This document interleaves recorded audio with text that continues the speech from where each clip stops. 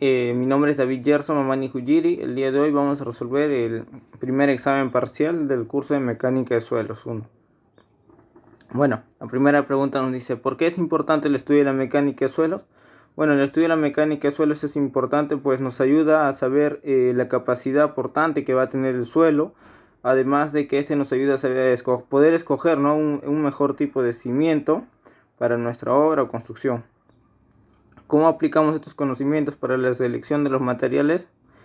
Bueno, nosotros como ingenieros deberíamos poder observar a simple vista prácticamente ya, ¿no? Poder reconocer un suelo, ya sea por su color, su peso específico, entre otras características, ¿no?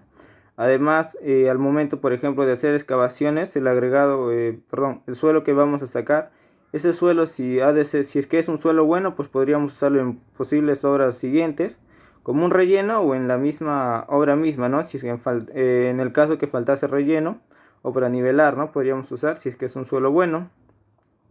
También nos dice: así como todos los conocimientos técnicos en diversos proyectos de ingeniería civil. Bueno, en los diversos proyectos de ingeniería civil, pues mecánica de suelos nos va a servir, ¿no? No solo en construcciones, en el caso para hacer cimentaciones, sino también para hacer carreteras, para hallar los taludes, saber si hacer recorte o relleno, ¿no?, al momento de hacer nuestros taludes para las carreteras, también para puentes, etcétera, ¿no?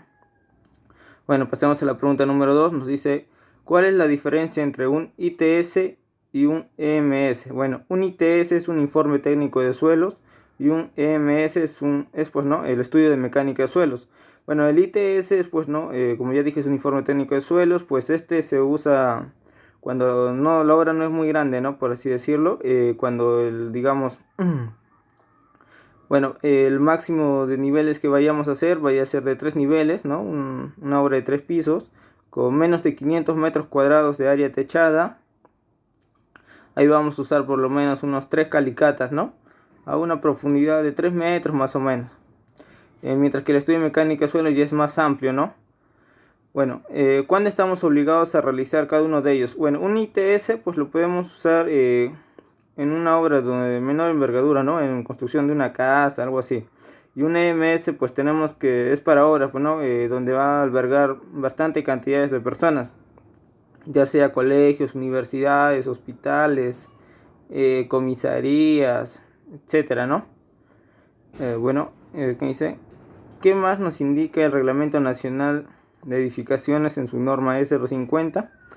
Bueno, el Reglamento Nacional E050 nos habla de suelos y cimientos, ¿no? Ahí también vamos a encontrar calicatas, tipos de cimientos, los diferentes tipos o maneras de clasificación que tienen los suelos, ¿no? Por ejemplo, el SPT y así, pues, ¿no? ¿Qué más dice? Sobre la mecánica de suelos, ¿qué debemos considerar como ingenieros civiles? Bueno, como ingenieros civiles, nosotros deberíamos como ya dije más antes, poder reconocer un suelo ya a distancia, ¿no? No necesariamente llegando a un laboratorio. Claro que sí es importante llegar al laboratorio, ya que ahí nos va a dar más preciso, ¿no?, los datos, su análisis granumétrico y todas esas cosas. Pero como ya dije, nosotros deberíamos de poder conocer, digamos, si vemos un agregado que tiene bastantes material orgánico, nosotros ya deberíamos saber, ¿no?, que es un material malo. Por su color también, si vemos que es muy rojizo, ya podríamos inducir de que es un suelo arcilloso y así, pues, ¿no? Bueno, luego vamos a pasar a los problemas propuestos. El problema número 3, problema número 1, ¿ya? Bueno, nos dice: se determinaron las características mecánicas de un estrato de suelo. Han extraído los siguientes datos, ¿no? Un volumen de 320, un peso húmedo de 737, cuando está húmedo, y cuando está secado de 617, ¿no? Su densidad absoluta relativa va a ser de 2.63. Bueno, primero nos pide hallar el porcentaje de humedad de la muestra. Esto pues, ¿no?, el peso del agua entre el peso del sólido, ¿no? Lo vamos a multiplicar por 100 para hallarlo en porcentaje. Bueno, el peso del sólido, pues, perdón, el peso del agua lo vamos a hallar por el peso total menos el peso del sólido, ¿no? Ese va a ser el peso del agua. Y aquí ya tenemos nuestra respuesta. Ahora, la segunda parte, perdón. En la segunda, en la letra número B nos pide la relación de vacíos de arena en su estado natural. Como sabemos, pues la relación de la relación de vacíos viene siendo, pues, ¿no?, el volumen de vacíos entre el volumen del sólido. En este caso, como no tenemos el volumen de sólido, lo vamos a hallar con el otro dato que tenemos, ¿no? Acá, el volumen del sólido va a ser el peso del sólido entre el peso específico del sólido, y aquí lo vamos a obtener, y con eso ya, pues, ¿no?, ya podríamos reemplazar aquí el volumen de vacíos entre el volumen de sólidos, y ya sería nuestra respuesta. Bueno, luego pasemos, la letra C nos dice porosidad de la arena en su estado natural. Bueno, esta es la fórmula de la porosidad, es simplemente cuestión de reemplazar los datos y ya está, ¿no? También lo tenemos que sacar en porcentaje. Luego nos pide saturación de la arena. La saturación es, pues, ¿no?, el volumen del agua entre el volumen de vacíos por 100. Y de igual manera, ¿no?, ya con los datos ya más antes obtenidos, ya lo resolvemos. Luego el peso volumétrico húmedo de la arena, pues obviamente vamos a usar, ¿no?, en este caso vamos a usar, pues, el peso total, porque cuando la arena está húmeda, pues ya es el peso total, ¿no? Porque va a estar el peso de la arena seca y el peso del agua más, pues usamos el peso total y también el volumen total. Y acá lo hemos sacado en kilogramos por metro cúbico por conveniencia, ¿no? Luego nos pide el peso volumétrico seco de la arena. Esta viene haciendo su fórmula. El omega ya lo tenemos. Y el otro es el dato de acá. Y ya, pues, no, hemos reemplazado nomás y ya. Eso sería. Luego, pues, pasemos al problema número 4, donde nos dice, ¿no?, clasificar los siguientes suelos, tanto por el método SUX y por el método ASTO. Nos da la siguiente tabla con el número de suelo y el porcentaje que pasa según su tipo de malla, el límite líquido y el límite plástico. Primero vamos a hacer las soluciones por el método de SUX. Bueno, en el problema 1, pues, no tenemos, hallamos el índice plástico primero, que viene siendo, pues, no, como primer paso hallamos el índice plástico, que viene siendo, pues, el límite líquido menos el límite plástico. Después se hemos puesto ya, bueno, pues analizamos, ¿no? Como el 45% pasa la malla número 200, entonces va a ser un suelo grueso, ya que si pasara a menos del 50%, entonces ya sería un suelo delgado, ¿no?, una arena. Bueno, lo mismo, ¿no? El 88% pasa la malla número 40, entonces va a ser una arena arcillosa. Luego el límite líquido, como en este caso en el suelo 1 es 56, pues entonces va a tener una alta plasticidad. Esto de aquí, que tiene una alta plasticidad, pues lo vamos a encontrar en la tabla de Casagrande, ¿no? Ahí nos sale, ¿no? Cuando el límite líquido es 56, pues entonces va a tener alta plasticidad. Y luego ya, pues, lo clasificamos nomás, ¿no?, como arena arcillosa de alta plasticidad. Luego el suelo 2, de igual manera, primero hallamos el índice, primero vamos a tener la necesidad de hallar, ¿no?, el índice plástico. Luego los mismos criterios, ¿no? Analizamos qué porcentaje pasa la malla número 200, la malla número 40, ¿no? Para determinar si es suelo grueso, suelo arcilloso y así. El límite líquido en este caso va a ser 35. Según la carta de Casagrande, pues en ahí nos sale, pues, ¿no?, que si el límite líquido es 35, entonces tiene una baja plasticidad. Entonces lo clasificamos como una arena arcillosa de baja plasticidad. Luego pasamos a la solución del suelo número 3.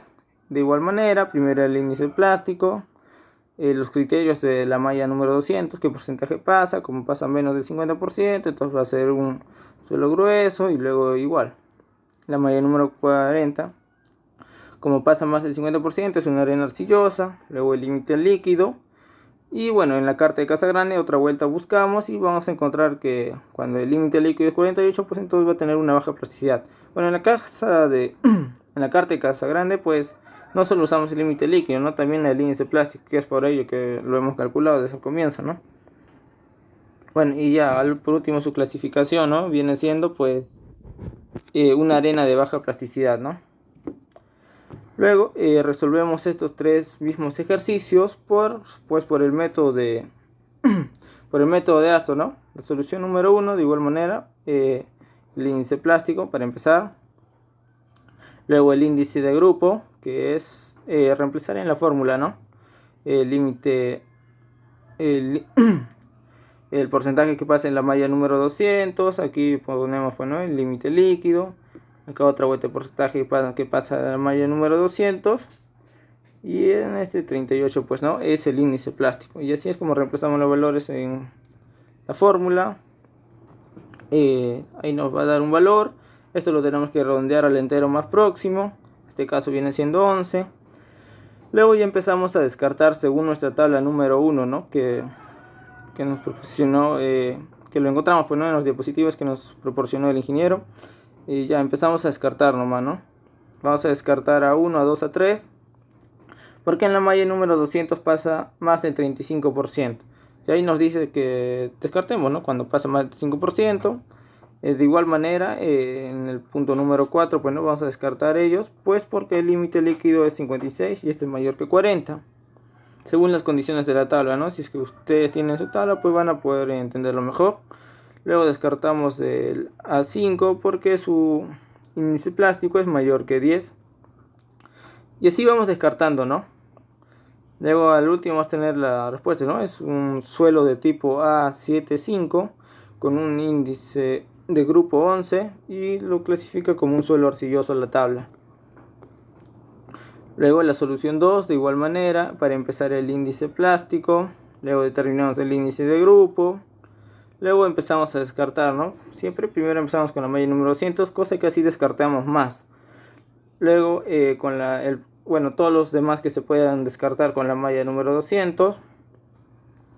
Luego descartamos por el límite líquido, de igual manera. Analizamos si es mayor o menor a 41, ya que este es como un tope para algunos, ¿no? Y bueno, de igual manera hacemos, ¿no? Descartamos por el índice plástico y al final vamos a tener que es un suelo de tipo A-2-6 con un índice de grupo 1 y pues no, la tabla lo clasifica como una grava arenosa con limos y arcillas, ¿no? Luego pasamos a la solución del suelo 3, lo mismo, otra vuelta, el índice plástico, determinar el índice de grupo, empezar a descartar según la malla número 200. Luego por el límite líquido, ¿no? Analizamos, ¿no?, según la tabla, siempre usando la tabla. Con ello se puede entender mejor, ¿no? Luego descartamos también según el índice plástico, luego descartamos según el límite plástico, ¿no? El límite plástico más que todo usamos cuando tenemos que descartar si es que es A76 o A75. Para ahí más que todo en este lado se usa más. Y bueno, al final vamos a llegar a la respuesta, ¿no? Que es, por lo tanto, es un suelo de tipo A75 con un índice de grupo 8 y la tabla pues lo clasifica como un suelo arcilloso. Bueno, eso sería todo, gracias.